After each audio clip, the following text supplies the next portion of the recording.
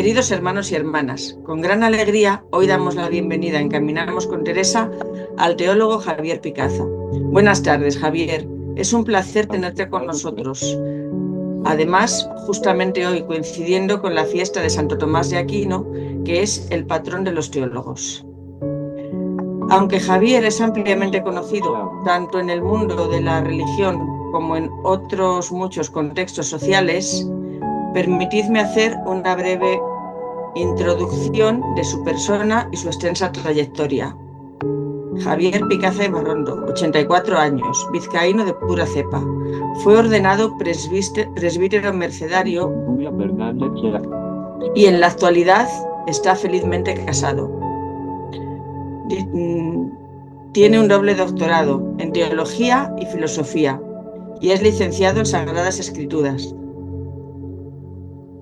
Docente desde 1972, ejerciendo principalmente en la Pontificia de Salamanca, donde llegó a ser catedrático. Durante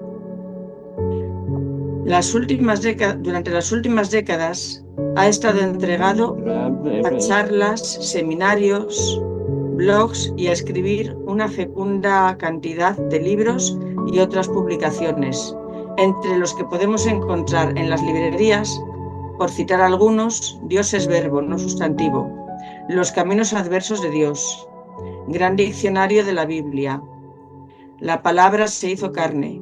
Y así de los más recientes, sobre las bienaventuranzas, también tiene uno muy bonito, sobre los salmos, sobre patrística, entre varias docenas más que podemos encontrar, y muchos de ellos traducidos a distintos idiomas, incluso al chino.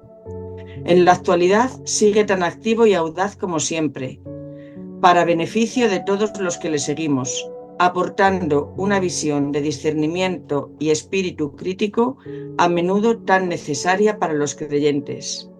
Hoy le tenemos con nosotros para hablarnos de San Juan de la Cruz, bajo el título Un proyecto de vida y pasaré los fuertes y fronteras, de Cántico Espiritual. Adelante, Javier, estamos deseando escucharte.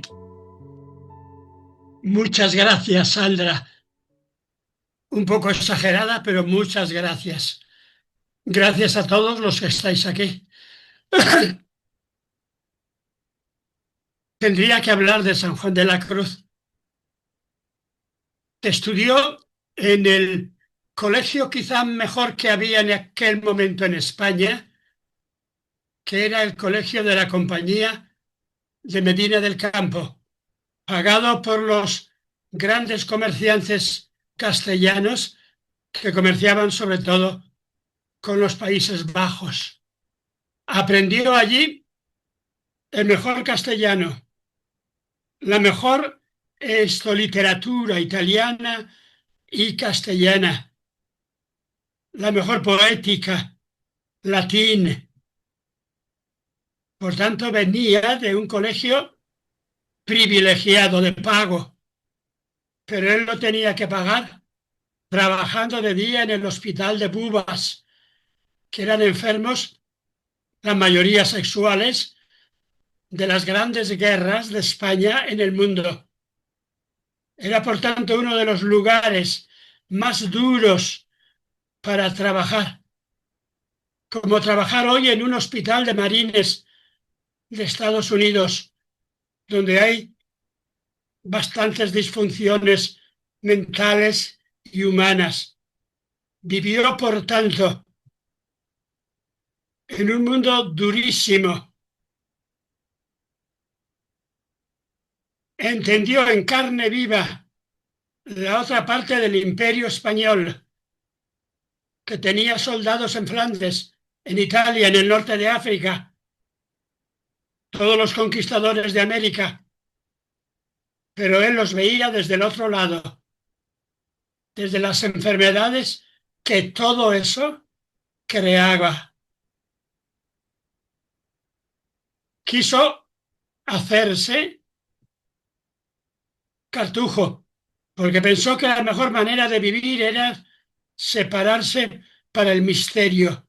Pero le encontró en el camino un día Teresa de Jesús y le engatusó, le engañó en el fondo, diciéndole allá en Medina: si quieres ir, Cartujo, yo te ofrezco un lugar para encuentro de Jesús en el mundo, sin dejar el mundo.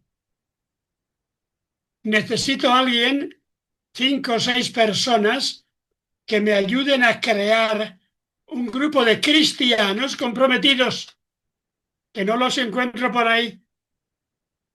Cristianos masculinos, tengo unas monjas bien que están en camino, pero quiero crear un grupo de cristianos que vivan la contemplación desde el espíritu eremita antiguo de los carmelitas, pero en la nueva humanidad en la que estamos. Había ido a estudiar a Salamanca y en Salamanca llevaba muchos conocimientos que otros no tenían, no solo de latín y griego, algo de hebreo, y encontró la Gran Salamanca, donde todavía había el resto de la primitiva universidad, que era quizá la más avanzada en ese momento del mundo, donde pone allá en Salamanca para venir aquí a estudiar, tiene usted que saber, y pone las lenguas: griego, que es facilita, pero que es importante; árabe, porque en árabe nos llega la ciencia de Oriente; caldeo, que es el arameo, los cristianismos más extendidos del mundo; y el hebreo. Y estudió, le interesó la Biblia, porque para estudiar otras cosas había tenido suficiente allá en Medina. Y era un hombre duro. Le eligieron los alumnos para delegado de curso por Salamanca, y han visto el aula aquella que se atribuye a Fray Luis de León. No sé si estudió con Fray Luis de León, pero Fray Luis de León marcó su vida, marcó radicalmente su vida, porque Fray Luis de León era de familia hebrea, sabía hebreo, enseñaba literatura hebrea y quería entrar un poco en dogmática, que empezaba a ser lo importante. Era de familia hebrea, pero de funcionarios altos del Estado. Tenía parientes con influjos. Una prima conocida, amiga en el convento de Santi Spiritus, si van por Salamanca verán que todavía existe ese convento de Santi Spiritus, y le pidió por favor que le permitiera entrar en el Cantar de los Cantares. Y había en ese tiempo, allá por el Concilio de Trento, una prohibición de enseñar la Biblia en castellano, sobre todo temas un poco vidriosos, como podía ser, y muy apetitosos, como podía ser el Cantar de los Cantares. Y escribió, tradujo el Cantar de los Cantares y escribió una preciosa exposición del Cantar de los Cantares cuando empezaba a enseñar en Salamanca. Y en secreto le dio una copia a su prima, amiga. Otros dicen que no, que tenía un copista, porque los catedráticos de universidad en Salamanca tenían 1 o 2 criados. Y que el copista que le pasaba limpio ese escrito, que no lo enseñaba en la universidad porque no se podía, estaba prohibido por Trento, lo hizo andar por ahí, con gran secreto. Y el gran secreto en ese mundo significa que al día siguiente había copias en todo Salamanca y que todo el mundo leía. Y fue el libro revelación para mucha gente. No tengo ningún documento que me diga que Juan de la Cruz leyó esa exposición del Cantar en castellano, pero estoy convencido de que se la sabía, si no de memoria, muy bien, porque de ella hablaba todo el mundo. Evidentemente la Inquisición le llamó y le metió en la cárcel porque estaba prohibido por Trento. Y estuvo en la cárcel 4, 5, 6 años del año 62 al 68. Se mantuvo, ganó el pleito, cosa dificilísima de ganar, a la misma Inquisición, porque dijo una serie de razones que eran difíciles de rebatir, pero sobre todo porque tenía muchos amigos. Tenía detrás el clan judío, tenía detrás el clan de los agustinos. Y dicen que volvió a entrar a la Universidad de Salamanca diciendo, en la primera clase, decíamos ayer, recordáis todo esto, ¿verdad? Pero de entonces en adelante tuvo mucho cuidado y volvió a escribir 2 comentarios al cántico, pero en latín elevado, para como decir que él también sabía esas cosas. Pero la obra que sigue, que se cita todavía en Alemania, he conocido un poco, he tenido que traducir por mis pecados, la obra de un tal Delitzsch, un comentario al Cantar de los Cantares en la letra hebrea increíblemente denso, donde a los pocos que cita es la exposición en castellano del cantar de Fray Luis. Un cantar bellísimamente comentado, morbosamente comentado. Repito esto, de morbosamente. ¿Por qué? Porque él viene del grupo de raza hebrea y él, lo que en el Cantar de los Cantares está dicho de manera más volátil, más de poesía, él lo sigue poniendo en una poesía increíblemente hermosa, pero se detiene en cosas, en visiones de la mujer, en visiones del amor sexual fuertes, que fue lo que en el fondo le inclinó a la Inquisición a llevarle a la cárcel, porque no les gustaba mucho que esas cosas estuvieran en toda la gente por ahí. Y ese libro era algo así como, no sé si el libro de moda de la universidad de aquí, de Salamanca, pero ganó el juicio, ¿eh? Lo cual indica que tenía muchísimo influjo. Pocos ganaban un juicio de ese tiempo. Pero había aprendido, y había aprendido significa que para desgracia dejó prácticamente de enseñar Biblia y se metió a discutir con todos los teólogos de Salamanca porque quería tener cátedra de teología, que era la que entonces primaba, teología dogmática, el cambio que hubo entre los biblistas, hebraístas, a los dogmáticos del Nuevo Trente, perdonad, de la Nueva Trento, de la nueva teología hispana. Está en Salamanca, de profesor, amigo grande de Mabel, mío también, que se llama Luis Enrique Rodríguez Bezares, que ha estudiado estas cosas, es el que mejor ha estudiado, porque vino aquí en parte para aprender eso y quedó de profesor en Salamanca. Todavía está en la Facultad de Historia de Salamanca. Repito, entró en la discusión de los 5 o 6 o 7 doctores de Salamanca de dogmática y escribió unos 15 libros así de gordos en latín. No los escribió, los preparaba, los tenía con apuntes, daba la clase arriba, tenía abajo al, como diríamos, al criado oficial de la clase que tomaba los apuntes, que tenían una memoria increíble, aunque no tuvieran cosas de ahora de inteligencia artificial y otras cosas, y le pasaba al profesor los apuntes bien organizados, bien estructurados, que tenían para eso gente muy preparada.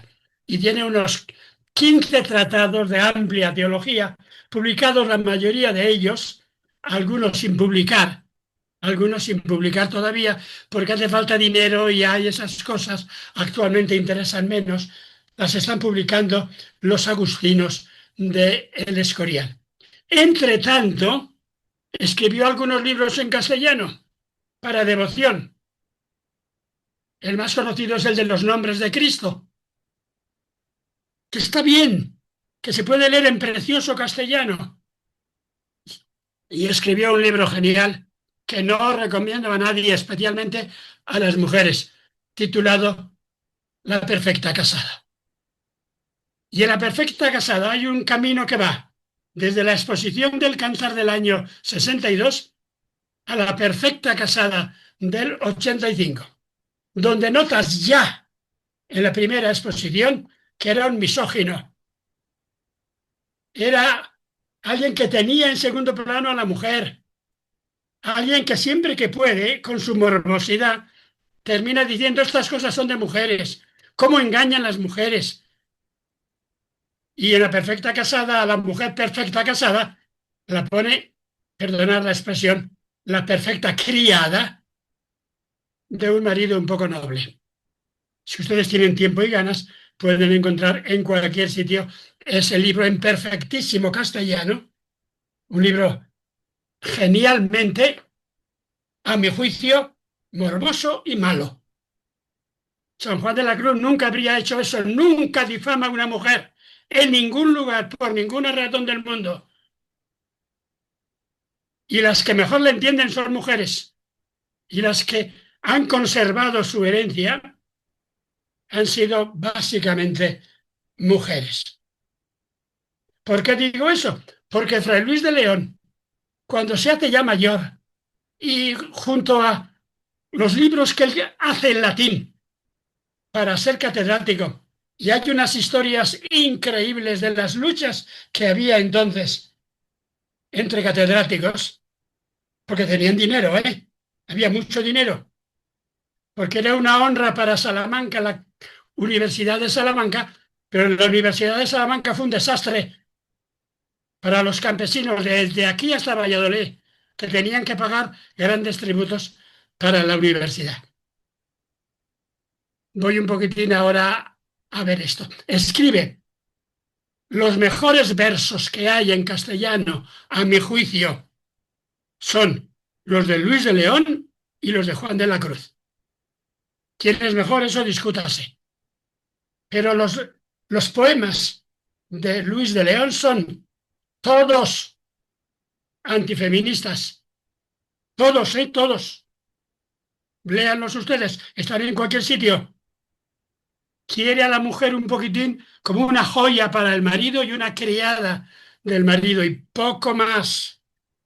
Y el auténtico poeta se olvida de mujeres. ¿A eso le ha valido lo anterior de la exposición del Cantar o eso? Pues no lo sé. Pero te da una pena grande que la poesía, bellísima poesía de Fray Luis de León, es una poesía, perdonad que lo diga duramente, que no es cristiana. Es decir, es platónica, es órfica, del orfismo, ¿verdad? Del pitagoreísmo, de la música de los astros, donde no hay el Cristo sufriente, el Cristo que da la vida, el Cristo que entra en la vida de los hombres.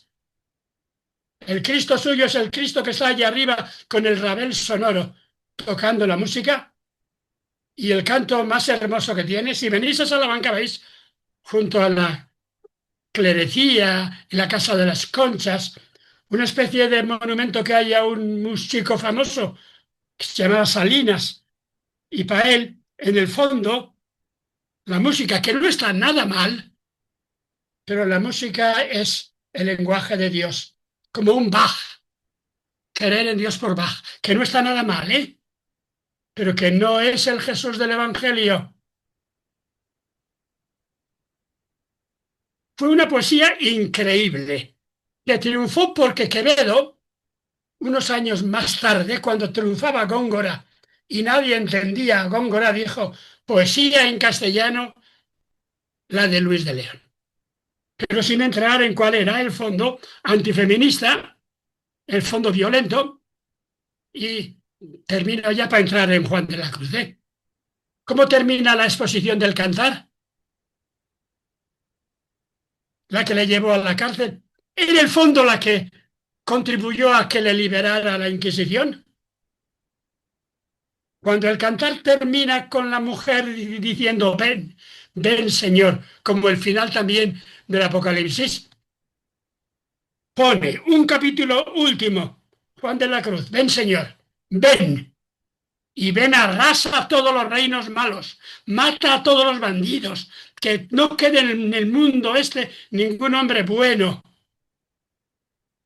Tiene la ideología de un tipo de guerra santa nuestra en contra de todos los distintos, y te da vergüenza un poco que eso lo escriba un nieto de judíos fuertes y que le interese de España la guerra, ganar la guerra a los turcos allá con Venecia, a los protestantes en Holanda y ganar imperio para Cristo a través de la guerra.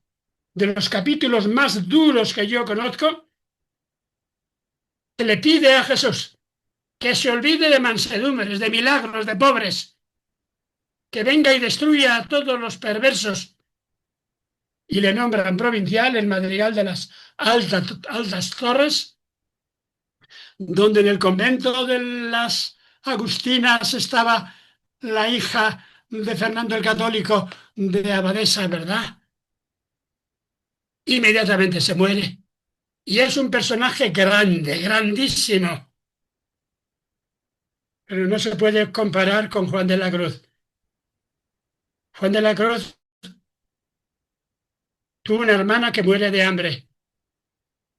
Su padre también, lo más seguro, murió de hambre.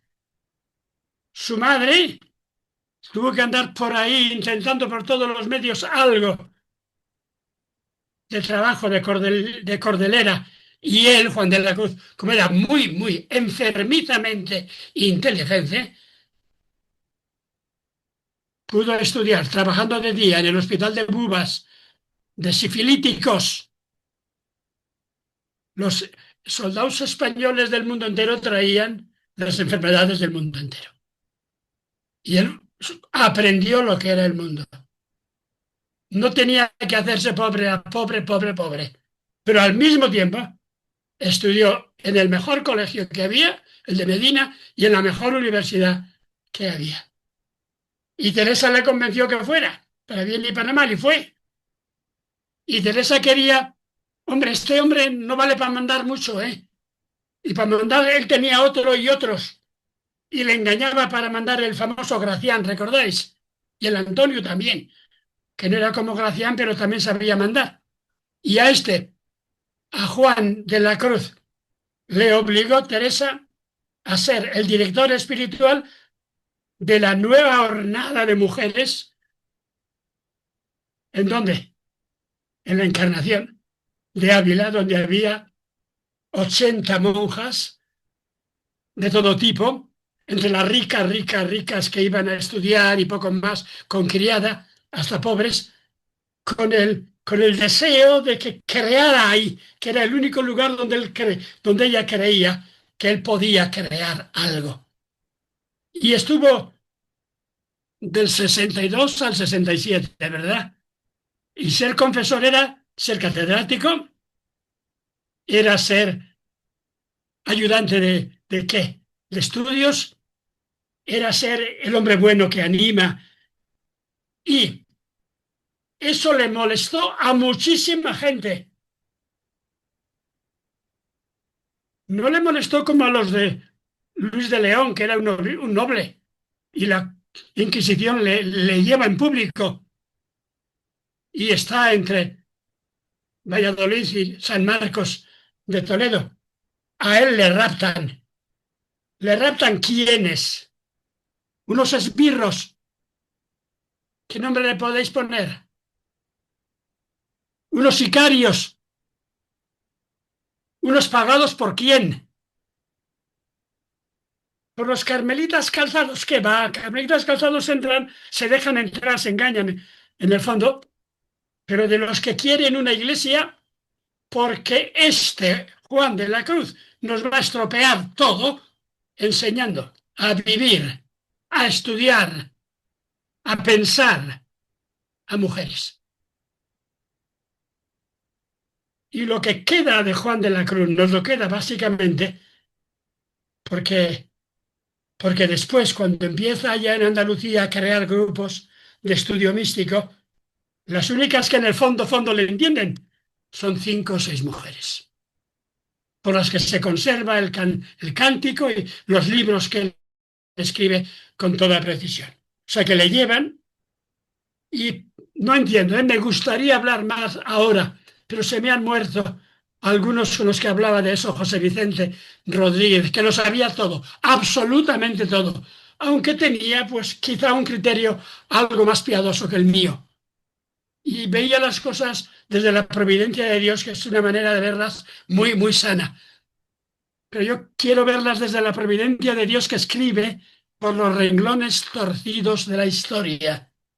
Y allá tiene tiempo, en la cárcel de Toledo, un invierno frío y un verano durísimo, hasta agosto que se escapa. Y va tramando aquí dentro el cántico espiritual. Algo he leído de teología, algo de lo poco que sé. Y algo me suenan las cosas. Juan de la Cruz tiene una capacidad teológica impresionante y sabe leer en la tradición teológica las cosas de verdad. Es de los pocos que ha leído bien el Cantar de los Cantares, que ha leído bien el libro de Job. Es de los pocos que se ha enterado de lo que es la gnosis, los padres gnósticos antiguos, los apocalípticos, por las referencias que hace. Y cada uno de los 200 versos, ¿por qué 40? Sale con 38, con 31, los cambia, los va adaptando y al final se queda en 40, porque 40 es el número mágico, el número genial, el número de qué? De los años por el desierto, el número de qué? De los tiempos fuertes de conversión, cuaresma, etcétera. Estoy seguro de que sale de la cárcel con la certeza de que quiere, con esos versos que lleva aquí y con la manera que él tiene de entender el cristianismo, que él puede crear una reforma radical, más radical que la de Lutero. He leído todo Lutero, pero es mucho más radical Juan de la Cruz, mucho más, por lo suavecito, ¿eh? Por lo suavecito. Y sabe que no se pueden decir las cosas ni hacer como los ha hecho Luis de León. No quiere dar ningún escándalo. Y lo más bonito que hay de los libros de San Juan de la Cruz, las 2 ediciones de Cántico, es el prólogo. En el prólogo, con toda su inmensa, infinita humildad, dice que ha escrito los cánticos con cierta sabiduría de espíritu y cierta inspiración de escritura, lo cual significa el dicho en castellano, esos 40 liras, cada lira tiene 5 versos, 40 por 5, 200, ¿verdad? Esos 200 versos resumen, condensan toda la teología. Repito esto, condensan toda la teología y sale con eso. Y cree que con eso se puede llevar al mundo algo. El único que en Occidente hizo algo parecido, ¿sabéis quién fue? Un tipo que influyó mucho, mucho en San Juan de la Cruz, pero que San Juan de la Cruz, de manera velada, lo admite y lo venera, pero le critica hasta el final. ¿Quién es? Ignacio de Loyola. Ignacio de Loyola venía de qué? Era un amanuense, era un escribano, era un guerrero, quería ser un guerrero, y por la conversión estudió en Salamanca, pero vio que aquí le iban a perseguir, se fue a París y tiene sus meditaciones de los ejercicios espirituales. Media paginita de los cuantos son. Multiplicarme 14 por 3, ¿cuánto sale? 14 por 3, 52, 62, 42, que son los ejercicios de San Ignacio. Las 3 semanas. La primera es una entrada en la vida. Y pues cada semana tiene 2 meditaciones, cada día tiene 2 meditaciones. Y mete toda la vida de Jesús en 2 meditaciones a lo largo de 7, 14 y otros 7, 21, 42. Toma los temas. ¿Alguno habéis venido a Salamanca? Salamanca, que era un sitio serio, ¿eh? Donde la mejor clase de teología se empezaba a dar, ¿dónde? En la Universidad Vieja, que era la capilla de la universidad, en la Catedral Vieja. Y en la Catedral Vieja está el retablo con toda la vida de Jesús. Comprender la vida de Jesús. De ese retablo toma básicamente todo, menos lo primero que no le cae bien, San Ignacio. Y hace el libro de los Ignacios que ha mandado en la Iglesia hasta ahora. Los ignacianos han hecho unos ejercicios espirituales para el mundo entero, que son geniales, ¿eh? Personalmente me quedo con Juan de la Cruz, aunque Ignacio es grande, también es grande, ¿eh? Y ve una a una las escenas de la vida de Jesús, que son la teología. Y eso lo tenía que saber Juan de la Cruz. Y por lo que yo sé, por cosas así, los jesuitas le quisieron en Medina. A jesuita dijo absolutamente que no era ese el camino, que por el camino jesuítico se puede hacer muchísimo, pero que el camino de Jesús no era el camino de los jesuitas. Perdonen esto, que son inmensos los jesuitas, pero es distinto. Y con esos versos aquí, o copiaos, porque tenía que encontrar la hora en que entraba algo de luz, y con un poco de mano izquierda si engañó o no a un carmelita de aquellos que le dijo por lo bajo: si no eres idiota, te darás cuenta de que te estoy dejando la puerta medio abierta de noche. Está claro, ¿no? Si no eres idiota, te darás cuenta de que aquí no tienes nada que hacer. O te vuelves loco o te mueres. Te das cuenta de que a lo mejor tienes que irte, que yo dejo abierta aquella ventana para que te tires al río. Que corres un riesgo, lo corres, te puedes matar. Pero a lo mejor tienes que hacer un camino. Yo tengo aquí la pregunta de ¿por qué Juan de la Cruz no se dejó morir? Jesús no se escapó. A Jesús le matan. Y Juan de la Cruz creyó que tenía que hacer una tarea que estaba escrita en 200 versos y que Dios le iba a ayudar. Y se echó y no se mató cayendo. Y anduvo dando vueltas allá por Toledo hasta que, llegada la madrugada, fue a llamar al convento de monjas que había allí, que todavía está, el convento de monjas encima del río, ¿verdad?, de carmelitas, y llamó. Y había una monja de esas que hay siempre sabias, que le dijo: bien, escóndete aquí, que nadie te ha visto, nadie te ha visto. Toma, vístete. Y llama a su amigo. Tienes un amigo canónigo de Toledo, eso lo tiene todo el mundo, ¿verdad? Y le dice que venga. Y le dice: hay que salvar a este hombre. Primero, ¿a qué? Primero lo metéis al hospital, que necesita un restablecimiento. Monjas normales. Segundo, hay un par de, ¿cómo se llama?, de esto de canónigos en Toledo que son cristianos, simplemente.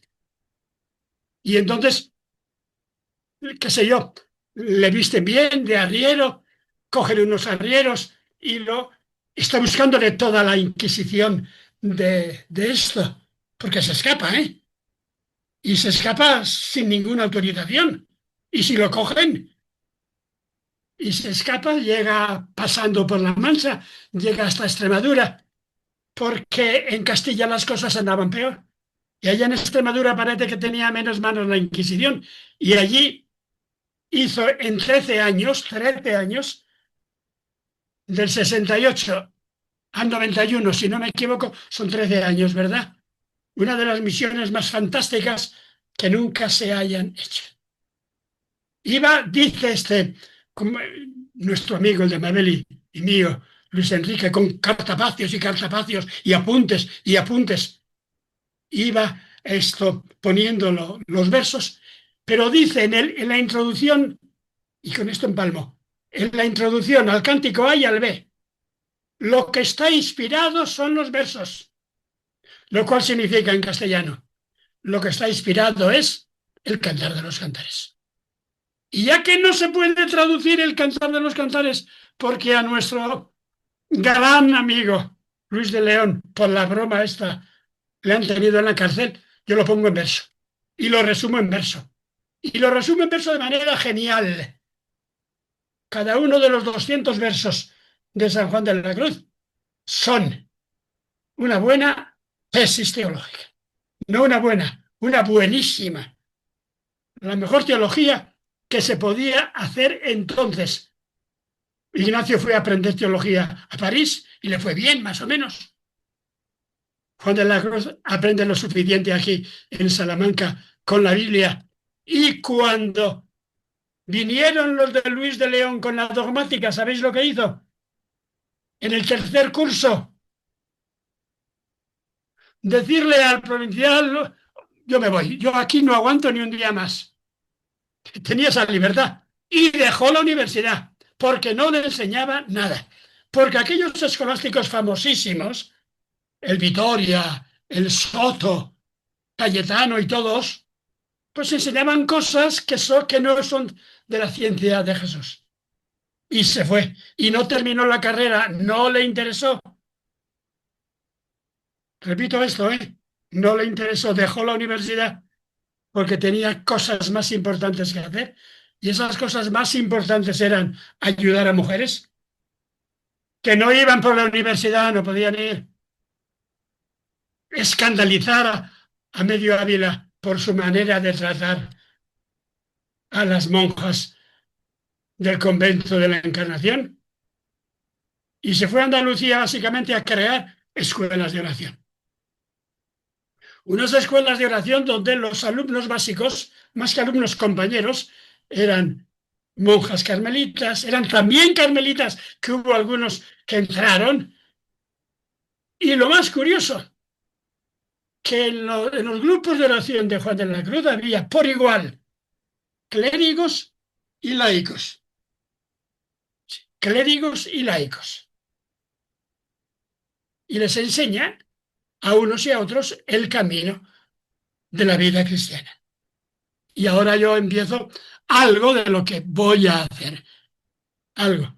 Y es poco, porque el resto ¿cómo se llama? Lo he imprimido, he vuelto a mirar, pero es algo, si os tomáis ¿cómo se llama? El gusto de leerlo, sin hacer demasiado caso a los comentarios en prosa, porque los comentarios en prosa están hechos para la gente buenecita, para la Inquisición y para otra gente. Lo que es la escritura es el poema. Repito esto, lo dice él, ¿eh? Ahí me he quedado antes. Lean ustedes los versos. Y cada uno, según su espíritu, los lea y los traduzca. Y empieza. ¿A dónde te escondiste? ¿Por qué empezar hablando de un Dios escondido? Y me dejaste con gemido. Y le pregunta a los pastores. Y esta de pastora, saben que en el cántico espiritual hay una mujer y tres mujeres, ¿no? Una es la pastora de Campo Negra, otra es la mujer de un ciudadano rico y otra es la reina, la Sulamitis de Salomón, ¿verdad? Y hace una especie de conversación con las tres mujeres. Y está primero con los pastores y les pregunta a los pastores que le digan algo de por dónde anda su amado. Y no le pueden responder. Y no le responden. ¿De qué pastores está hablando? Imaginen ustedes a San Juan de la Cruz inteligentísimo. Lo voy a decir de manera un poquitín inquietante. No pregunten a los pastores de la iglesia, que no le van a responder. Lo que querían los pastores de la iglesia, bien claro se veía. Me metieron a la cárcel. ¿Está claro? Por tanto, segundo, Heidegger, que es un filósofo terrible, dice que hay que buscar los pastores del ser. La filosofía, tampoco eso. ¿Cómo se busca al amado? Y su programa está en el número 3 del cántico. que es el programa que yo he tomado para esta charla. Buscando mis amores, iré por esos montes y riberas. Ya os suena aquello de mi amado a las montañas, los valles solitarios, nemorosos, del verso o de la estrofa 14. Buscando mis amores iré por esos montes y riberas. Fijaros esto, ¿eh? ¿Quién le da permiso a usted para ir por esos montes y riberas? Una mujer sola. ¿No será usted de esas serranas de la sierra del siglo XV que andaban por todo Castilla intentando amaestrar a hombres? ¿Recordáis, verdad? La literatura de las serranas. Iré por esos montes y riberas. No cogeré las flores. Es decir, no aceptaré ninguna flor que me den. No buscaré ningún consuelo que me digan, tú sé buenecita. Ni temeré las fieras, lo que haya por ahí. Y pasaré, ¿qué pasaré? Con el artículo, los fuertes, y sin artículo, fronteras. Y pasaré los fuertes y fronteras. El ejército español había en aquel tiempo pasado casi todos los fuertes, ¿eh? Había conquistado todos los fuertes musulmanes prácticamente. Él había vivido bajo un grandísimo fuerte allá en Medina de Campo. Pasaré los fuertes. Estaban luchando en Orán, estaban luchando contra el turco. Pasaré los fuertes, las fortificaciones. Claro, en la prosa dice, claro, los fuertes son el diablo y compañía. Claro que el diablo es el fuerte, pero los fuertes son los poderes de este mundo. Pasaré los fuertes y fronteras. Pasar todas las fronteras. ¿Con qué se puede pasar todos los fuertes y fronteras?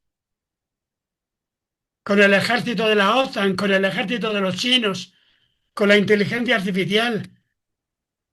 El camino que hace Juan de la Cruz, el programa que pone en el cántico es: pasaré los fuertes y fronteras. Pasaré los fuertes y fronteras significa que va a hacer lo que hizo Elcano con Magallanes, dándole vuelta al mundo. Pasar los fuertes y fronteras significa tomar de otra manera toda América, todo Asia, todo África. Y para tomar todo eso y vivir en la frontera, el único camino es crear un camino de amor. No estará loco este Juan de la Cruz que está diciendo él, está diciéndole a sus monjas, a sus amigos: pasaré los fuertes y fronteras. Y un momentito después empieza por la naturaleza, que es lo más bonito, lo más sencillito, o bosques y espesuras, plantados por la mano del amado. Decidme. Y le dicen, claro, y aquí no hay problema. Te vas a la sierra que hay entre Ávila y Toledo y hay montes, hay fortificaciones increíbles, hay verduras, hay bosques. ¿Dónde? En toda la tierra que él ha visto yendo, pasando entre Ávila y por la zona del norte de Madrid, Alcalá, donde estuvo de profesor. Y la naturaleza le dice que sí. Pasó por estos sotos con presura y con sola su figura vestidos los dejó de hermosura. Pero esto no le basta y se siente enferma. ¿Quién podrá sanarme? ¿Quién podrá decirme? ¿Cómo podré aprender? ¿Cómo podrá enseñar a encontrar el camino fuerte de Dios, el camino del cantar de los cantares, el camino del evangelio radical, el camino de los padres primitivos de la Iglesia, sabiendo que la vida es dura y difícil? Llega el verso 8. ¿Cómo perseveras, oh vida, no viviendo donde vives y haciendo porque mueras las flechas que recibes? de lo que del amado en ti concibes. Las flechas que recibes, aquí tenemos el símbolo aquel de Cupido o del dios amor, que viene disparando flechas, y las flechas a ella le vienen del amor que está en el fondo de Dios en Cristo. Y esas flechas, él, Juan de la Cruz, las ha visto día a día en la Universidad de Salamanca, donde si habéis ido con calma y habéis preguntado a alguien, conoceréis la escalera que hizo construir Domingo de Soto, que él fue el gran rector científico de la Universidad de Salamanca. Y allá en la escalera, el artista pone al dios Cupido echando flechas, con los ojos cerrados, echando flechas, mujeres bailando, las ninfas, mujeres bailando, ¿y qué más? Toros. Eso lo pone como consuelo para los estudiantes que pasan por ahí todos los días, ven a las mujeres de picos pardos, que van así con los picos pardos, el flechador de amor. Está también Hércules con la maza, están los que juegan a los toros, los que vienen solamente a jugar a los toros. ¿Cómo perseveras? ¿Cómo vivir aquí teniendo un amor fuerte? Sería aquello de esa película que tiene un nombre famoso, cómo morir, cómo vivir sin morir, siendo qué, alguien que ama, siendo mujer, siendo persona. Vive con una herida, la herida del amor. ¿Por qué me han herido? Esta herida es de verdad, de verdad, de verdad. La herida con la que termina llama. En poesía en España, lo de Miguel Hernández, venimos con una herida. ¿Y cómo se cura esa herida? No se cura olvidando el amor, sino amando más. Parece que se está metiendo con Fray Luis de León. Fray Luis de León ha apagado la herida del amor personal, del amor del Evangelio, y se ha dedicado a un platonismo órfico. Juan de la Cruz no quiere olvidar el amor de Jesús, el amor del cantar. Quiere vivirlo en radicalidad. Y eso le tiene de alguna manera enojado. Apaga mis enojos, pues ninguno basta a deshacellos. Máteme tu vista y hermosura. Quieren morir, morir de amor. ¿Qué significa morir de amor? Vivir de amor. No es otra cosa. Vivir intensamente de amor. Y estos 13 años de Juan de la Cruz, desde que sale de la cárcel hasta que muere allá en Úbeda, son 13 años intensísimos en los que él con toda prisa escribe y piensa y habla. Y me gustaría saber cómo hablaba. Quiere, de alguna manera, lanzarse al agua de Jesús para que en el agua de Jesús pueda llegarle la nueva vida. Pero oye una voz que le dice, no te eches al agua. Dices, recuerda, ve los ojos de Jesús. Ve los ojos en la fuente, oh cristalina fuente. Después comenta, cristalina viene que es la fuente de Cristo. Bien, cristalina fuente es quien se miraba a la fuente del espejo y solamente en ese espejo veía el amor. Es el mito más interesante del amor en la antigüedad griega. Se llamaba Narciso, ¿verdad? Narciso significa que uno se está mirando a sí mismo cuando dice que ama a los demás. Y que en el fondo le da la impresión de que lo que se está haciendo en cierto tipo de universidad, donde ha enseñado el grandísimo Luis de León, que por otra parte sabía de literatura, y por él, cuando lee a Santa Teresa, dice, esta mujer sabe escribir. Y no le interesa demasiado la mística de Teresa, le interesa el castellano que Teresa tiene. Y defiende ante todos y firma, hay que publicar las obras de Teresa. Y las publican. En cambio, Juan de la Cruz no tuvo nadie que le pudiera hacer eso y por eso no pudo publicar ninguna obra. Andaban en copias por ahí de un sitio y otro. Vuélvete, paloma, que el ciervo vulnerado por el otero asoma. ¿Qué significa eso? Tienes que aprender a amar en el ciervo vulnerado que es Jesús, que Dios herido es el que suscita el amor, que el amor es una herida, pero no una herida en el hombre. La herida del amor, ¿de dónde viene?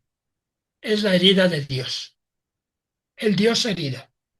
Esto la gran teología no se atrevía a decir, ni el inmenso, inmensísimo Santo Tomás, a quien hoy de alguna manera recordamos.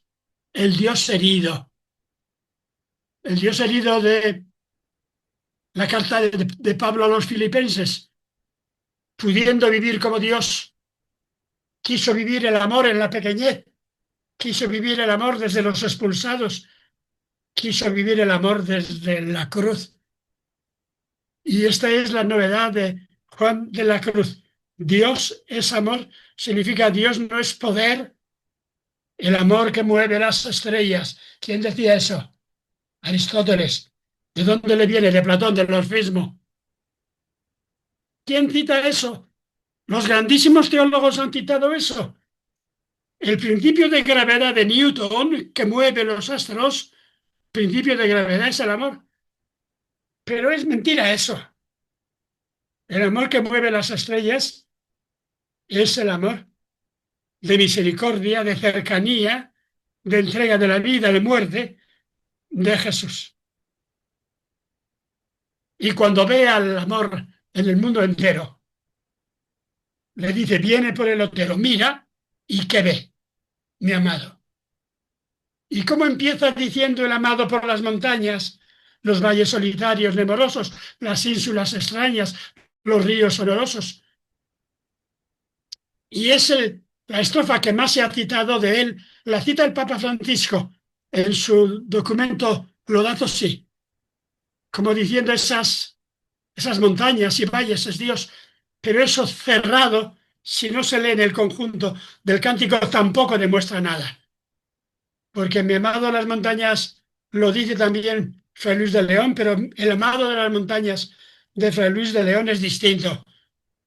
Es un tipo que está tocando el Ravel, que está tocando una música de Mozart en la mejor sala de música del mundo, que se está subiendo, mientras en la calle siguen habiendo crucificados de un tipo y de otro.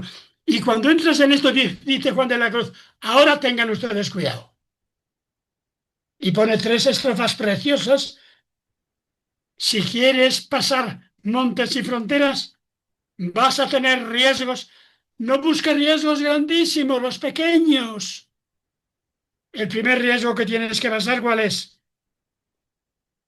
Decirle cazarnos las raposas. Las raposas son un tipo de zorritos pequeños que andan jugando, que te comen las flores del amor, que te convierten en una especie de pequeño, ¿cómo diría yo? Pequeño jardinero de unas mieses donde en primavera andan los zorritos, qué hermosos son. Hay que cazar las raposas. ¿Quién las va a cazar? Segundo, hay que estar dispuesto a pasar el frío. Detente, cierzo, porque vas a encontrar el cierzo en el camino, el cierzo interior, el cierzo de una vida que va a helarte el corazón. Lo dice de otra manera un poeta español que habla de una de estas Españas va a helarte el corazón. Vas a tener que aprender a vivir en medio del cierzo. Sabes que son los dos vientos, ¿verdad? Que los comenta cuando el cierzo y el ábrego porfían. Las comenta Luis de León. Hay que saber pasar los fríos. Fríos que son sequedades. Fríos que es una iglesia y sin criticar nada, porque no aparece en Juan de la Cruz ningún momento en que critique a un obispo. Santa Teresa lo puede hacer porque ella vive en otro mundo, como cuando dice aquello de este anuncio que nos mandan de España es para hacernos probar y sufrir y a ver si nos santificamos, ¿verdad?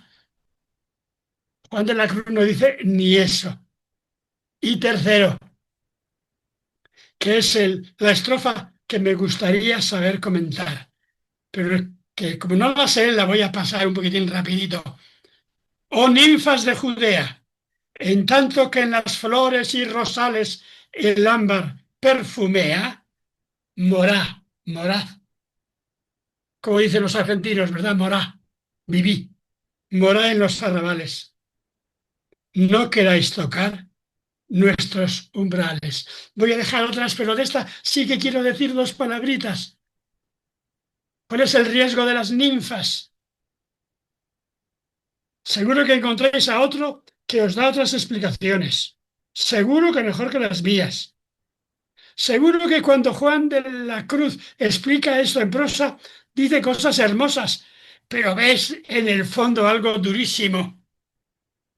Las ninfas de Judea significa, pone él en prosa, hay un tipo de judaísmo, no se atreve a poner cristianismo porque no quiere dar escándalo.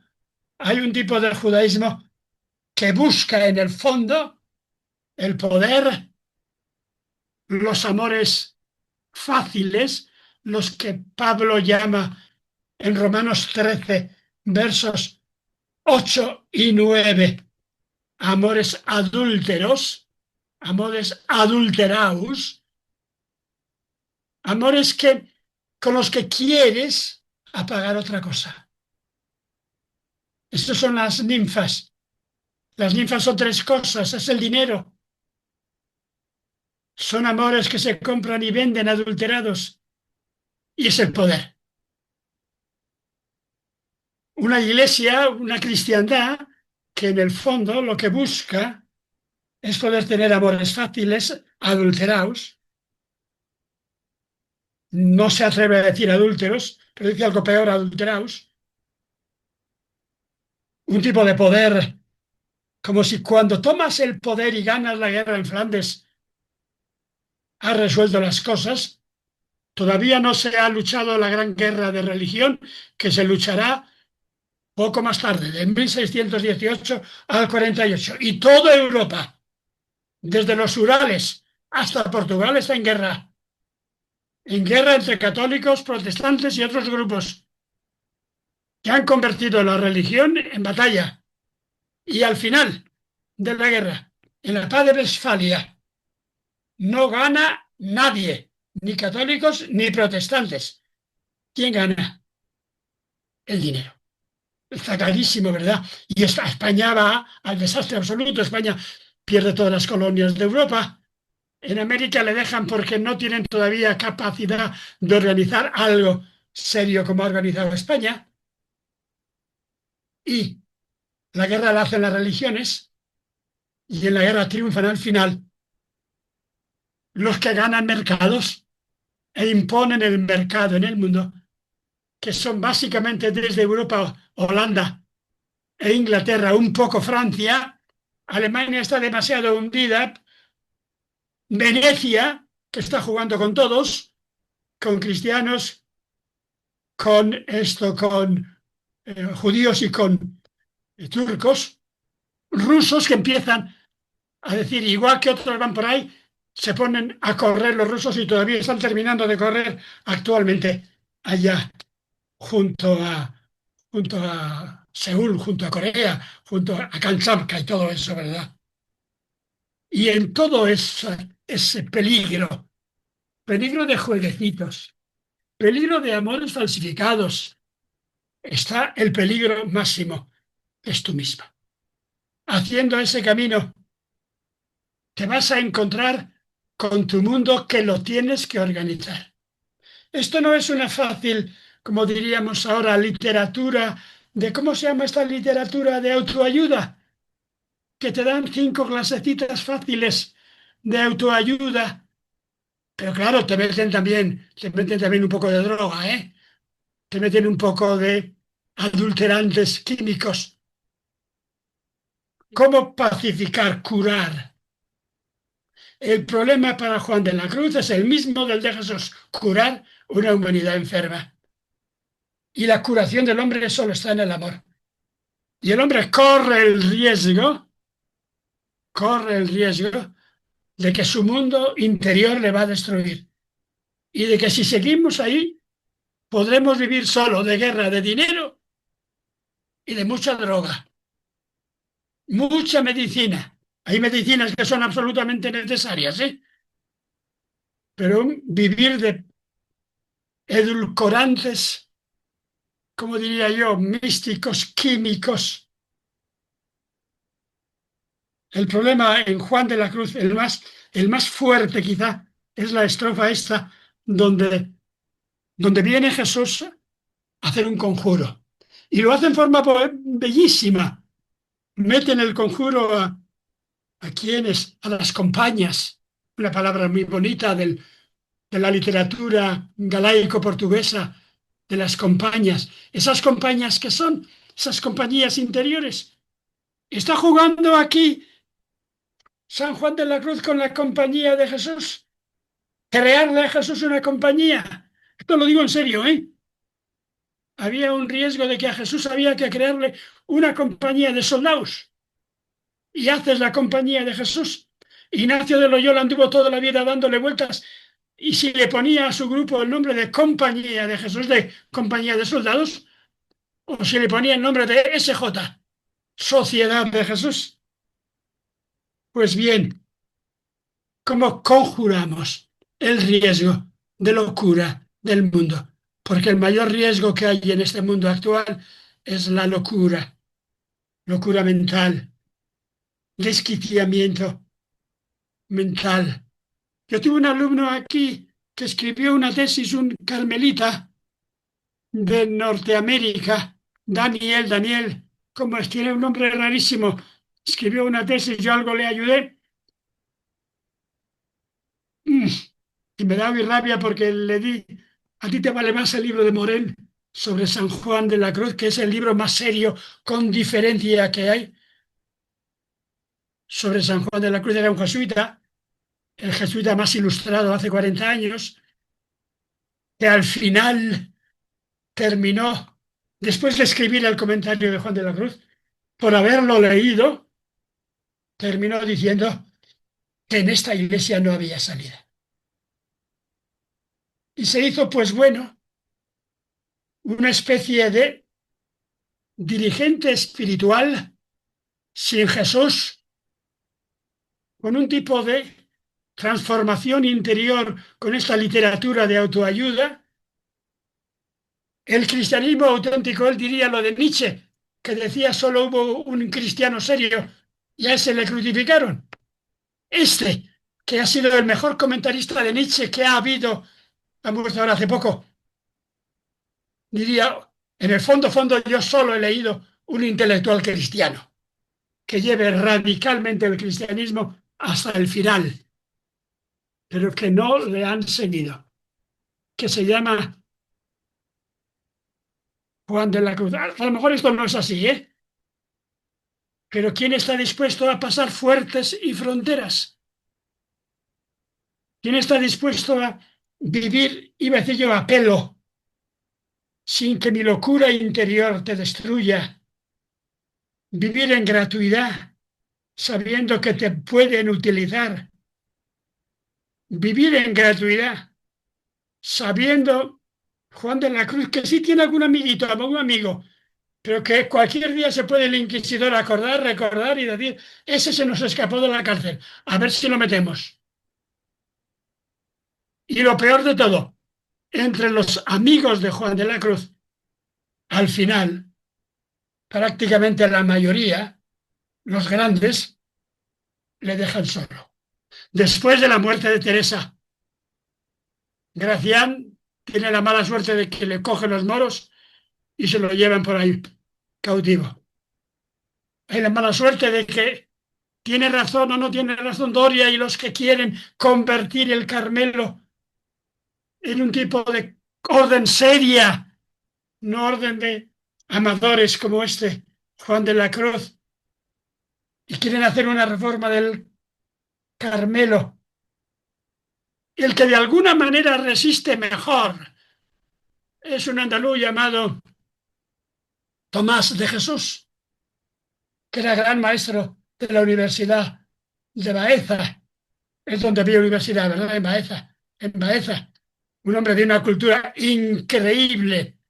En el comentario que yo he traducido de Delitzsch sobre el Cantar de los Cantares de Fray Luis de León pone una nota.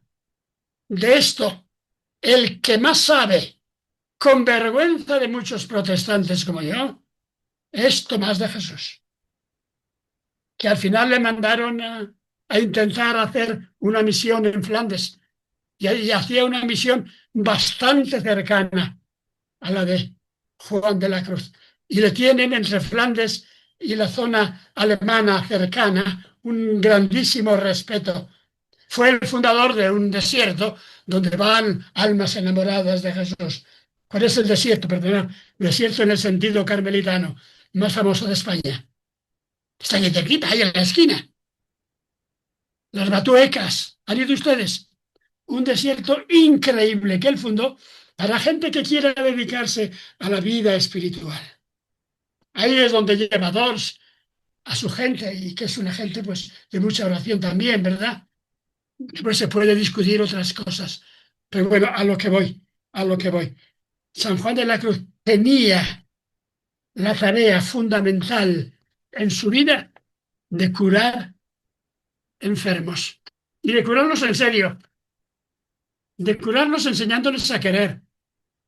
Pero la cura que ponía era un poco dura porque queremos curas fáciles.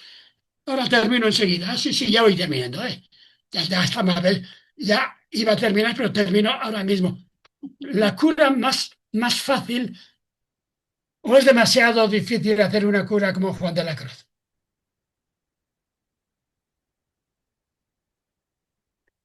Hoy estoy un poco emocional porque le acabo de mandar. Tengo una cosita aquí. Voy a hacer propaganda, ¿eh? Yo no soy Juan de la Cruz, yo hago propaganda. Le he mandado a un amigo que tengo de una editorial que me dijo hace unos meses, oye, ¿por qué no me haces algo de Juan de la Cruz? Que no, hazme algo. Es que yo solo sé cosas de herejías. Me dijo, házmela. Y se la he mandado y le he dicho, mira, a ver, mándasela a leer a 3 o 4 jesuitas sesudos, porque es la editorial de la Compañía de Jesús SJ. Y si no la publicas, pues bendito sea Dios, porque digo cosas un poquitín duras sobre todo esto, porque todavía a Juan de la Cruz apenas le hemos descubierto. A Juan de la Cruz, sabéis que le hicieron beato por casualidad, ¿verdad? Porque no se enteraron y leyeron sus obras. Y porque el que siguió más radicalmente a Juan de la Cruz era aquel Miguel de Molinos, al que le tenían metido en la Inquisición de Toledo y murió allí, ¿recordáis? Un Miguel de Molinos que quizás se pasó un poco, pero llevaba hasta el final el camino de Juan de la Cruz, como os he dicho antes, ¿cómo se llama? Bueno, voy a dejar ahora, ¿verdad? Y no se dieron cuenta y les dieron a leer, porque tampoco leen mucho los del Vaticano, ¿eh? Le dieron a leer algo así como la subida y la noche. No, no, no lean ustedes mucho más. Y le hicieron santo por las negaciones y por la mortificación. Y no leyeron el cántico espiritual ni leyeron llama. Y le beatificaron en el año 1670 o 71, ¿verdad? Muchísimos años después de la muerte. No como a Teresa, que enseguida, que había que canonizarla enseguida. Y después de canonizar a los pocos años, a los pocos meses, llegó la condena de Molinos.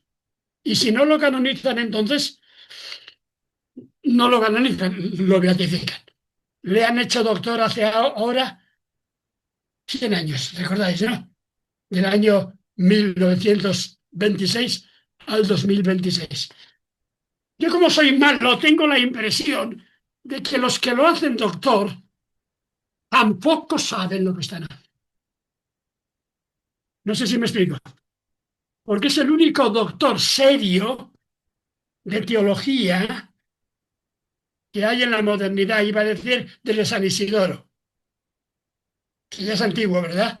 O desde los doctores de la Iglesia Oriental. Después han venido una pequeña serie de doctoras geniales, geniales mujeres, discípulas de Juan de la Cruz, pero que lo han amansado un poco, ¿eh? Pero son las mejores lectoras de Juan de la Cruz. Han sido, ya, esto es el final, han sido Teresa, Teresita, pero más que Teresa, Teresita, Isabel de la Santísima Trinidad y quizá más Edith Stein, ¿verdad? Que son un poco los doctores que hay. Hombre, el otro que han hecho ahora, hace poco, el inglés, antes ya también hay que inclinarse, ¿verdad? Y bueno, ya he terminado. Me queda lo último. ¿Cómo empieza el cantar? Pasaré los fuertes y fronteras. ¿Cómo termina? Con los versos más profundos del cantar. Estamos ante el diluvio, señores, y no hay remedio. Allá hacia el final, en la lira 36, 37, y cómo vivir en el arca, y cómo ser palomica del arca y ser al mismo tiempo tortolica del arpa. Y después subamos después entrar ¿en qué? En la llama de Dios, con llama que consume y no da pena, y pone final. Estamos en una tregua, señores. Estrofa 40. ¿La tregua qué es? Que parece que nos está dejando el diablo un poquitín para ver si entramos en camino. Y Aminadab, que es el diablo, tampoco parece que le dejan andar mucho por aquí. Y la caballería, ¿qué pasa con la caballería? La caballería es el ejército. La caballería con la que teníamos que luchar, ¿qué pasa con ella? A vista de las aguas descendía. Así termina, ¿verdad? Empieza con pasar fuertes y fronteras. ¿Qué fuertes, qué fronteras interiores? Hacer un camino de transformación radical, humana, en persecución y en dificultad. Poder al final superar el diluvio que nos está amenazando y a ver si nos da un poco de tregua a mi nada. Gracias. Muchas gracias, Xavier. La verdad es que vaya repaso al cántico espiritual. Yo tenía una pregunta, bueno, se abre un turno de preguntas ahora, breve, si os parece. Y bueno, por arrancarle, una de las frases que he subrayado lo que decías, que no sé si la he transcrito bien, que decía algo así como Jesús vive el amor desde la pequeñez y que esto es la gran novedad de San Juan de la Cruz. Yo me preguntaba cuando lo decías, ¿cuál podría ser para ti o cuál es el valor que la figura de San Juan de la Cruz puede aportar al cristianismo de hoy o a las nuevas generaciones de hoy? O sea, ¿es una figura invisible o es una figura de la que queda mucho por aprender en este cristianismo de hoy? No sé si se me oye o subo un poco el micrófono, se me oye. Se te oye Es bien, se te que oye bien. a ti, Andrés, yo apenas te oía. Creo que te he oído, pero apenas te oía. Ya. ¿Qué Vale, hacemos con San Juan de la Cruz? eso es. ¿Qué hacemos con San Juan de la Cruz?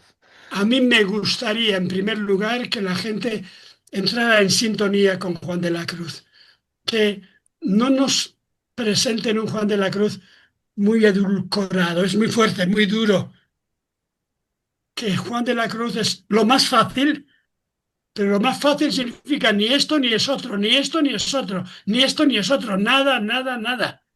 Y ese nada, nada, nada de San Juan de la Cruz está muy cerca del budismo radical, no el budismo edulcorado que anda por ahí. Y el budismo edulcorado es el Buda, que dice que no desear nada, nada, nada. La diferencia está en que en el fondo de Buda, del Buda, Buda auténtico, está una nada y tú estás ahí viviendo en ella, pero no te atreves a poner un nombre a esa nada. O te cuesta mucho ponerle ese nombre. El nombre es el querido o el amado. Y el nombre es la imagen de Jesús, el camino de Jesús. Y lo más cercano que yo encuentro a un tipo de Juan de la Cruz es un tipo muy especial de budismo radical, pero con la diferencia de que el nada, nada, nada en un caso es nada y en el vacío, con una gran compasión, compasión por los que sufren, eso sí, pero no ese amor activo del Jesús activo. No encuentro mucho eso. Y después, pues hacer en la Iglesia un camino de Juan de la Cruz. El camino de la Iglesia desde el siglo XVI hasta ahora ha sido un camino buenísimo de Iglesia, pero de conquistar y ganar al mundo. Del militante que de alguna manera, a través de un tipo de conquista militar contra turcos, contra mogoles, contra tribus africanas o donde sea, pueda llevar el Evangelio. Y Juan de la Cruz no tiene absolutamente ninguna, ninguna capacidad o deseo de dominio social, económico. ¿A dónde vas con el camino de Juan de la Cruz? Es un camino de testimonio, nada más, ¿eh? Donde cada uno tiene la libertad clara, fuerte, absoluta, de encontrar al amado en su corazón y de traducir a ese amado en forma de amor al prójimo. Y la parábola que él pone es la parábola más hermosa y más peligrosa que existe, que es la parábola del enamoramiento interhumano, que está en el fondo en todo. Un tipo de enamoramiento de Dios y de transformación en amor de los hombres, donde no queda ningún lugar para una iglesia de poder, ni queda ningún lugar cristiano, ninguno, ninguno, ninguno, para los imperios del poder occidental, Inglaterra, Holanda, Rusia, los que han conquistado el mundo, donde por ese camino puedes apostar por el Evangelio. Y el Evangelio está ahí. Y que haya personas que sean capaces de vivir eso. Y las hay. Y para eso ha servido de manera espléndida un tipo de vida conventual, que no es estrictamente hablando clausura, ¿eh? San Juan de la Cruz en ningún momento pone de relieve la clausura como clausura, pone una capacidad de comunicación de comunidades donde mutuamente se ayudan a orar y a vivir en libertad los cristianos. Eso en este siglo XX ha traído problemas, problemas para los carmelitas, las carmelitas, las reformas que se han hecho en la Iglesia en el siglo XX pueden ser buenísimas, pero van más en la línea de Luis de León que de Juan de la Cruz. Lo repito, no hace falta repetirlo.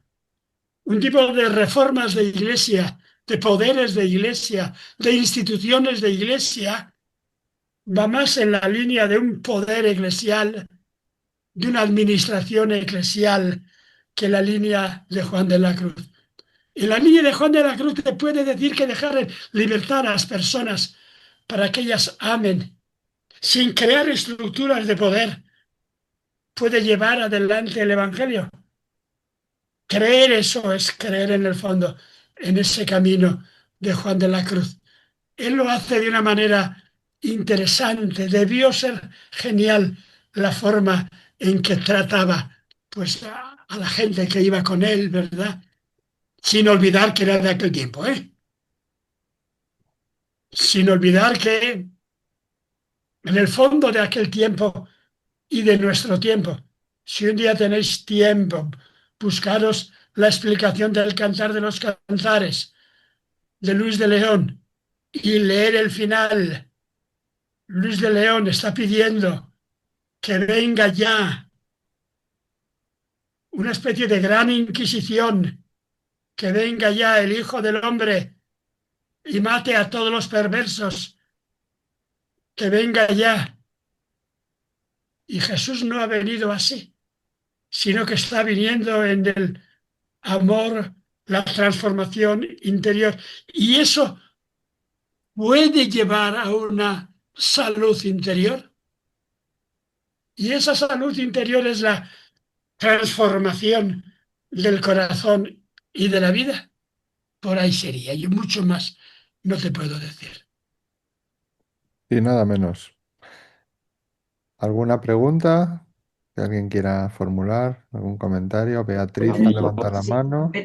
Betty está preguntando en el chat que por favor nos digas el nombre del que has citado como mejor comentarista de San Juan de la Cruz. Ay, Dios mío, que no me va a salir ahora cuando uno... Bueno, pues Si no, os lo digo ahora, ¿eh? no te preocupes, nos lo No, no, escribes no, no y lo digo. Fue jesuita, estuvo de director de la revista de los jesuitas Etudes. Esto tuvo una discusión muy larga sobre, sobre Nietzsche. Es, dicen algunos, el que mejor ha entendido a Nietzsche. Entró en San Juan de la Cruz y escribió estos tres comentarios sobre la filosofía de y el pensamiento de Luis de León, digo, de Juan de la Cruz, y terminó de alguna manera, pues viendo como que era imposible, que tal como estaba este mundo, la sociedad de este mundo, la iglesia de este mundo, era muy difícil asumir la reforma Morel, Morel, Muy bien. Morel, creo que se llama Gracias. Jean Morel. Lo buscáis en el Google, Morel. Ajá. No hace falta Muchas que lo leáis gracias. porque y yo se lo dejé a ese compañero que hacía la tesis, el norteamericano, el Daniel, porque él lo iba a utilizar más. De vez en cuando me da un poco de rabia porque ahora no se encuentran esos ejemplares y él hace el intento filosófico, que la mejor filosofía que se ha hecho en la modernidad sería la de Juan de la Cruz y que se puede comparar de alguna manera con la filosofía de un judío genial, que era hispano-portugués, cántabro, holandés, se escapó de España por piernas, le intentaron llevar a la Inquisición los judíos de Ámsterdam, se refugió en Ámsterdam, pero no tenían poder porque en Ámsterdam se había establecido ya la libertad de religiones, se llama Baruch Benito Ajá. Espinosa, recordáis, ¿verdad?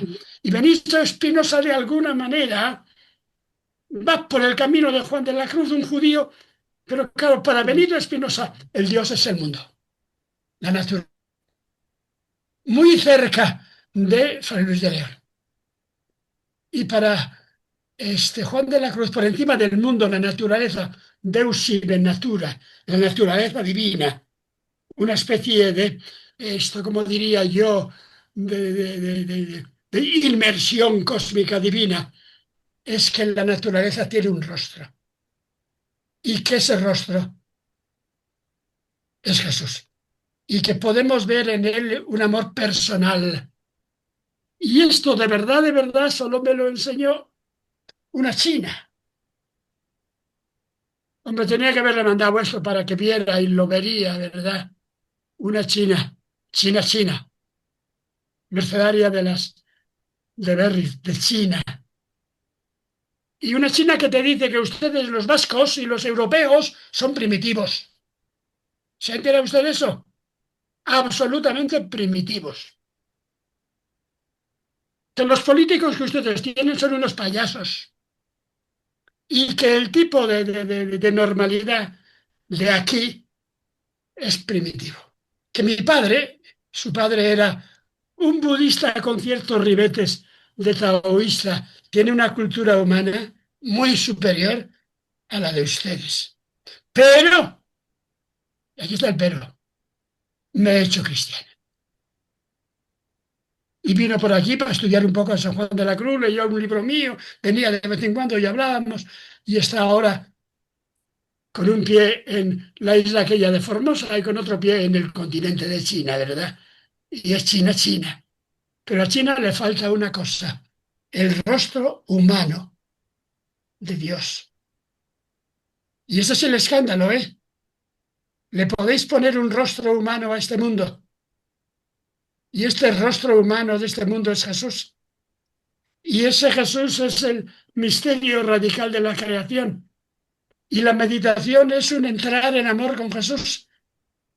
Y yo te pongo la parábola esta de amante llamado, diría Juan de la Cruz, pero no me hagas mucho caso en esto de hombre y mujer. Yo quiero despistar un poco a la gente.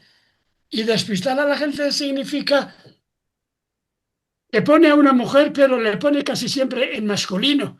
Tiene una transgresión de los sexos, ¿verdad? Donde lo que importa no es el amor de sexo, sino un amor de corazón, que te lleva al descubrimiento de un vivir los unos en los otros. Y toda la filosofía de Juan de la Cruz se explica desde San Pablo, que es el que está aquí. Está prácticamente en la línea de Juan de la Cruz. Y la palabra clave de San Pablo es convivir, co-resucitar, co-amar, comer juntos, vivir unos en otros. Y el hombre vive no solamente en Dios, en el que, según aquello del discurso de Atenas, vivimos, nos movemos y somos, pero vivimos en Dios sabiendo morir por los demás. Eso es el discurso de Atenas, ¿sabéis, verdad? Cita a un poeta griego, en Dios vivimos, nos movemos y somos, y todos le dicen que bien. Y continúa Pablo diciendo, eso significa que hay que saber dar la vida unos por otros. Y que ahí está Cristo. ¿Y qué le pasa en el Areópago de Atenas? ¿Cuántos le quedan? Dice que le quedaron dos, ¿verdad? Uno que era Dionisio, que lo pone así porque sí, que después se le ha llamado Dionisio el Areopagita, el gran místico, y una mujer que se llamaba, Teresa. ¿cómo? Teresa. No, bueno, Teresa, pero era de entonces, que estaba en el Areópago de Atenas y se llamaba Dámaris. Le quedaron a Pablo dos, Dionisio Areopagita y Dámaris. Uno porque tenía que dejar a un Areopagita y solo una mujer le entiende.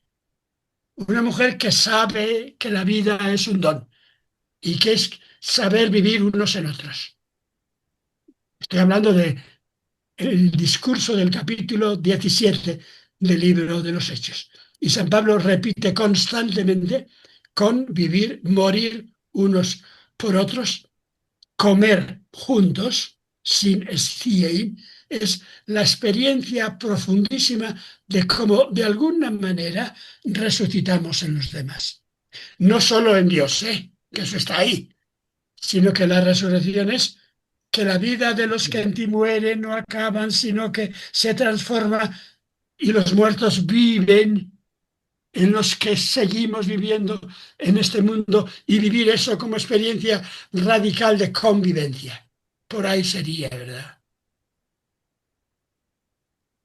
¿Tenemos tiempo para una pregunta más? Si Una alguien más. quiere, ya Yo, os he... Andrés, si me permites, don Javier, yo quería felicitarle porque es de una profundidad y de una radicalidad, como usted habla, pues que se queda uno muy sorprendido, ¿no? Porque la verdad tiene que ser radical, no hay otra, pero no es lo habitual. Entonces yo, referente a San Juan de la Cruz, me atrevería a decir que efectivamente es un gran teólogo, como usted ha dicho en ese poema, en el cántico, resume la teología, es impresionante oír eso, ¿no? Pero es una realidad. Pero no viene solamente del producto, pienso yo, del conocimiento teológico, sino del misticismo, lo que usted luego transmitía, el amor intenso al Señor, que es el que te da esa sabiduría que no la da la filosofía, como usted hablaba ahora de Spinoza y tal. No, eso te lo da el contacto y la unión con el Señor. Esa sabiduría tan profunda como esto, ser capaz de entender el mensaje del Señor y hacerlo de la forma que lo hace, con esa inteligencia, eso es una luz sobrenatural. Por eso, junto al gran teólogo, yo pondría al gran místico que está en contacto con el Señor, que le ilumina, la teoría de San Agustín de la iluminación, y le permite hacer la obra que hace y buscar al Señor en los caminos del amor, que es lo que usted ahora últimamente explicaba, ¿no? Entonces, feliz, enhorabuena, y creo que a veces hay que ser radical. Sí, muchas gracias. No lo puedo decir mejor. San Juan de la Cruz era radical, pero quizá el que más quería era a un hermano que tenía un poco simple, que le ayudaba, que no entendía estas cosas teóricamente, pero que vivía por dentro el amor de Jesús, que no exigía a la gente profundidades de tipo místico, sino la sencillez y radicalidad del encuentro con ese fondo de la vida que es Dios. Me he entretenido un poco en esto porque era lo del cantar. Me gustaría explicar más esto llama, que el libro de la llama es donde esto él lo vive de manera radical, pero nunca me he atrevido a entrar porque es quizá muy fuerte y necesita un tipo de experiencia fuerte para entrar en cómo es la llama de Dios en nuestra vida. Dios es llama, sería la imagen fundamental, llama que arde dentro de nosotros. Así es, Llama que de así, alguna manera nos transforma y purifica. así Llama es, que en Pentecostés aparece como lengua, lengua de fuego en Pentecostés, ¿verdad? Una palabra en la cual está una especie de llama, que esa llama es mía, pero es nuestra y la vamos, iba a decir, transmitiendo. Y puede esa llama de Dios transmitida cambiar este mundo. Ese sería el tema, ¿verdad? Pero yo no lo sé decir mucho más. Gracias por haberlo dicho así. gracias. Muy bien, pues si os parece, cortamos aquí ya, ¿no?